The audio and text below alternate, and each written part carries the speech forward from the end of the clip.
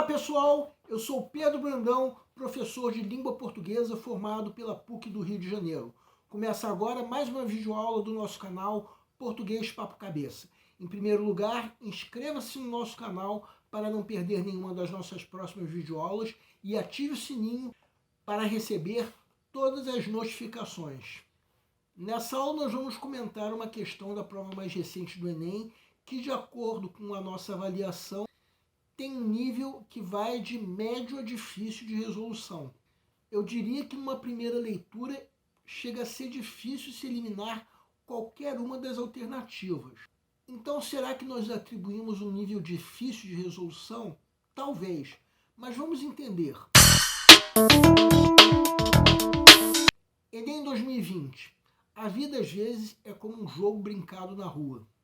Estamos no último minuto de uma brincadeira bem quente e não sabemos que a qualquer momento pode chegar um mais velho e avisar que a brincadeira já acabou e que está na hora do jantar. A vida afinal acontece muito de repente. Nunca ninguém nos avisou que aquele era mesmo o último carnaval da vitória. O carnaval também chegava sempre de repente. Nós, as crianças, vivíamos num tempo fora do tempo, sem nunca sabermos os calendários de verdade. O dia da véspera do carnaval, como dizia a avó Nhé, era dia de confusão, com roupas e pinturas a serem preparadas, sonhadas e inventadas. Mas quando acontecia era um dia rápido, porque os dias mágicos passam depressa, deixando marcas fundas na nossa memória, que alguns chamam também de coração. As significações afetivas engendradas no fragmento pressupõem o reconhecimento da A. Perspectiva infantil assumida pela voz narrativa. B. Suspensão da linearidade temporal da narração. C. Tentativas de materializar lembranças da infância. D. Incidência da memória sobre as imagens narradas. E. Alternância entre intenções subjetivas e relatos factuais. Peço para que deem uma pausa antes de ser dado o gabarito. O gabarito é letra A. A pergunta do enunciado é: qual é o reconhecimento proposto pelas significações afetivas engendradas pelo fragmento? Vamos supor, primeiramente, que você esteja na fase de pré-leitura da prova, a fase em que o candidato está fazendo uma leitura por inteiro da prova, a fim de avaliar o grau de dificuldade de cada questão. Qual é o grau de dificuldade que nós devemos atribuir a essa questão?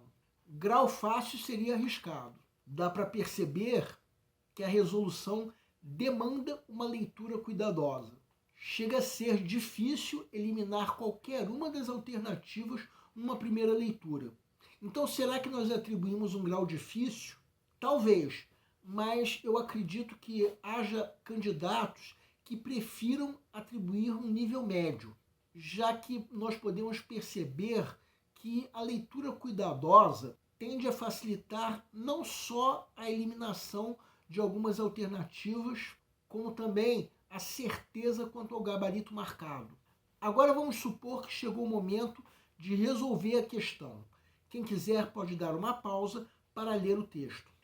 A pergunta é relativa às significações afetivas que aparecem no texto, mesmo que não fique nítido aonde está a questão do afeto.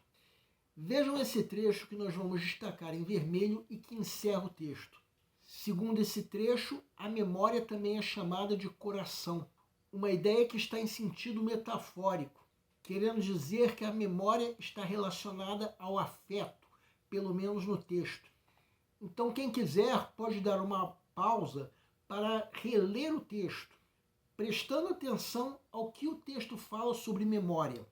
Tudo isso que nós vamos destacar agora.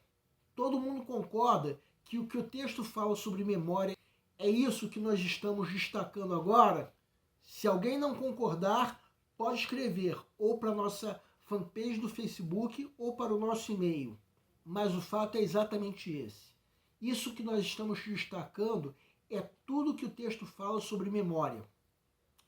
Tudo isso revela uma perspectiva infantil, como diz a alternativa A, já que se trata de um narrador que, como nós vamos destacar agora em verde, se coloca no lugar das crianças.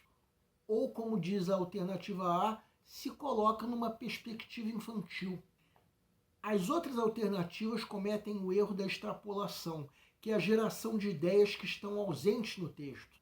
Só que são ideias que somente depois de uma leitura cuidadosa podem ser percebidas como ausentes no texto. É difícil se perceber isso numa primeira leitura. Vejam a alternativa B, por exemplo. O que seria uma suspensão da linearidade temporal da narração? Seria uma quebra da noção do que aconteceu antes e do que aconteceu depois. Uma quebra que não acontece em momento nenhum do texto. No máximo, o que acontece no texto é a referência sobre relatos da memória, que podem até ser passado em relação ao tempo presente. Mas essa suspensão de que fala essa alternativa B não aparece no texto, porque fica claro em que momento o narrador fala do presente e em que momento ele fala do passado. Mesmo no trecho que nós vamos sublinhar agora, dizer que vivemos num tempo fora do tempo não implica qualquer suspensão da linearidade temporal. Significa outra coisa. Significa que elas, as crianças, não sabiam ao certo em que momento da vida estavam.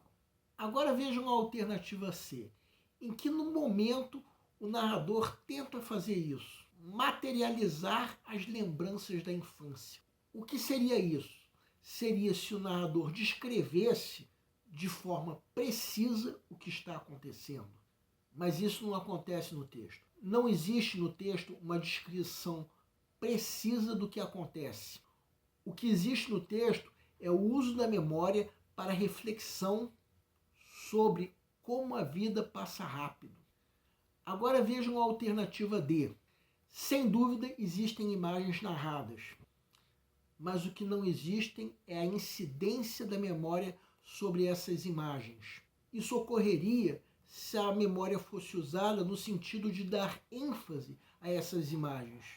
Mas isso não acontece no texto. Por fim, a alternativa é: o que o texto mais tem é um conjunto de impressões subjetivas, de sensações que acontecem na perspectiva do narrador criança. Mas relatos factuais não chegam a existir nessa narrativa. O que mais se aproxima a um relato factual no texto é a fala da avó Nhé. Mas isso é muito pouco para se poder falar sobre essa alternância de que fala a alternativa E. É importante que vocês, como candidatos, consigam perceber que questões como essa exigem uma leitura cuidadosa do texto. Só depois dessa leitura é possível se sacar o gabarito com precisão. E à medida em que nós vamos lendo atenciosamente o texto, aos poucos nós percebemos tudo isso que foi comentado. O nosso canal Português Papo Cabeça antigamente se chamava Aprenda a Língua Portuguesa. Cada vez mais nós estaremos focados em vocês, que estão movendo a roda da história para que seja criado um futuro melhor para todos. Então o nosso foco principal continua sendo os vestibulandos, que terão no nosso canal uma fonte importante de estudo de língua portuguesa, onde nós ensinaremos os recursos da nossa língua para que possam, em primeiro lugar, escrever de forma adequada, entre outros textos, a redação do vestibular. Em segundo lugar, para que possam interpretar textos de forma adequada, não apenas na tua prova de vestibular ou concurso, mas também na leitura de textos que ajudarão vocês a se manterem atualizados, pensando que na prova de vocês também são cobradas atualidades. Cada vez mais nós teremos no nosso canal um Papo Cabeça. Ensinaremos nossa língua sim, mas de forma a estimular a inteligência que nasceu dentro de vocês e que precisa ser estimulada. E a missão do nosso canal é melhorar cada vez mais. Então vocês podem usar tanto o nosso e-mail quanto a nossa fanpage do Facebook para fazerem qualquer comentário, elogio, crítica ou até reclamação sobre as nossas videoaulas. E vocês também podem usar tanto o nosso e-mail quanto a nossa fanpage para esclarecerem qualquer dúvida que vocês tenham sobre a matéria. E nós agradecemos a todos vocês que estão assistindo às nossas videoaulas, em especial nós agradecemos a todos vocês que estão compartilhando nossas videoaulas com outras pessoas. Muito obrigado porque vocês estão ajudando o nosso canal a ser feito. Muito obrigado e aguardem nossa próxima aula.